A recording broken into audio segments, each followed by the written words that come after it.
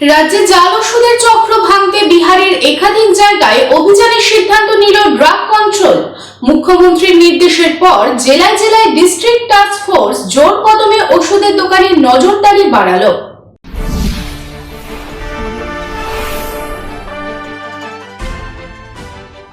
সম্প্রতি মুখ্যমন্ত্রী মমতা বন্দ্যোপাধ্যায় ভিন রাজ্য থেকে আসা জাল ওষুধের ব্যাপারে ড্রাগ কন্ট্রোলকে অত্যন্ত সতর্ক থাকতে বলেছেন। কোনোভাবে যাতে জাল ওষুধ বাংলায় ঢুকতে না পারে সেজন্য স্বাস্থ্য দপ্তরের তরফে জারি করা হয়েছে অ্যাডভাইজারি। মুখ্যমন্ত্রীর নির্দেশের পর জেলায় জেলায় ডিস্ট্রিক্ট টাস্ক ফোর্স আরো জোর কদমে ওষুধের দোকানে নজরদারি বাড়িয়েছে।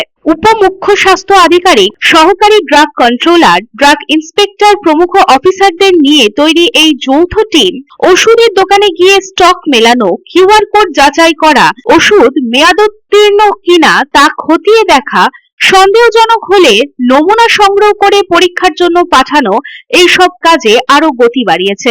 বাংলার আসা জাল ওষুধের তদন্তে এবার বিহারে একাধিক জায়গায় অভিযানের সিদ্ধান্ত নিল রাজ্য ড্রাগ কন্ট্রোল। সূত্রের খবর, আমতা কাণ্ডে রাজ্যে আসা প্রায় 2 কোটি টাকার প্রেসার, সুগার সহ বিভিন্ন রোগের জাল ওষুধ কেনা হয়েছিল বিহার থেকে। তাই এবার অভিযান বিহার, এমনটা জানা গিয়েছিল আগে। তারই পরিপ্রেক্ষিতে তদন্ত করে অফিসাররা জানতে পেরেছেন জাল ওষুধ কাণ্ডে আমতার কারবারির সঙ্গে বিহারের মাস্টার মাইন্ডের টাকা লেনদেন হয়েছিল গয়ার একটি ব্যাংক থেকে।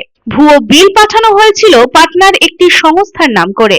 তদন্তে এই সংক্রান্ত আরো বিভিন্ন তথ্য হাতে এসেছে রাজ্য drug controller. Bureau report, public times. Raniganj शहर के बीच बनकर तैयार है अत्याधुनिक आवश्यक सुविधाओं से परिपूर्ण दामोदर रेसिडेंशियल कम कमर्शियल कॉम्प्लेक्स। दामोदर रेसिडेंसी के 2 किलोमीटर के रेडियस में आपको मिलेगी हर तरह की जरूरी सुविधाएं।